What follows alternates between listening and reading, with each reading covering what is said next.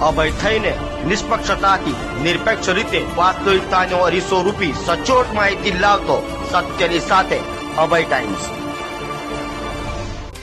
સુરતમાં નકલીની બોલબાલા વચ્ચે LCB zone 1ની ટીમે પુણા પોલીસ મથક વિસ્તારમાંથી નકલી પનીરના જથ્થા સાથે એકને ઝડપી પાડ્યો છે।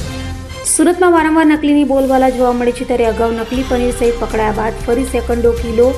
નકલી પનીર ઝડપાયું છે। નાયબ પોલીસ કમિશનર ઝોન 1ની એલસીબી શાખાની ટીમના અનારમાં હેડ કોન્સ્ટેબલ હરિસિંહ ભગવાન તથા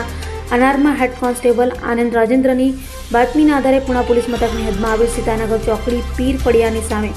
કૃષ્ણાનગર સોસાયટી પાસેના મકાનમાંથી શંકાસ્પદ 315 કિલોગ્રામ નકલી પનીરનો જથ્થો કબજે કરી ત્યાંથી આરોપી પંકજ રમણીક ભૂતની ધરપકડ કરી તેની વિરુદ્ધ કાયદેસરની કાર્યવાही हाथ धरी હતી। तारीख 10 सितंबर 2025 को पुणे पुलिस स्टेशन के विस्तार में सीतानगर चौकड़ी के सामने कृष्णानगर सोसाइटी के पास ग्राउंड फ्लोर मकान नंबर 119 में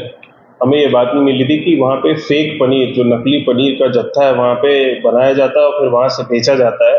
इसके बिहाफ पे एलसीबी जोन 1 की टीम और हेल्थ डिपार्टमेंट की टीम ने कंबाइंड वहाँ पे एक रेड किया और वहाँ से शंकास्पद पनीर 315 किलो जैसा डुप्लीकेट पनीर वहाँ से पकड़ा है। इसके लिए हमने